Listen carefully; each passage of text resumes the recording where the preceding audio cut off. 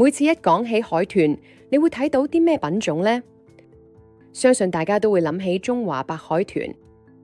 中華白海豚主要分布喺西太平洋同東印度洋嘅熱帶同溫帶沿岸海域，偶爾會出現咗淡水。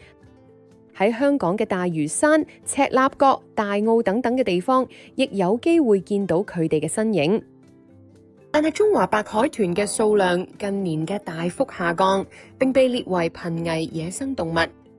喺香港棲息嘅中華白海豚剩返47條，佢哋亦面臨住種種嘅威脅，包括涉及海岸嘅工程、水下噪音同海洋污染。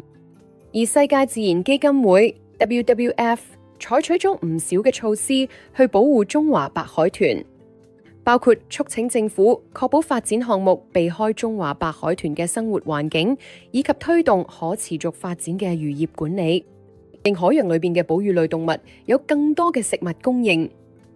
唔知大家有冇關注其他瀕危物種呢？大家不妨係留言到分享下你哋認識咩嘅瀕危物種啦。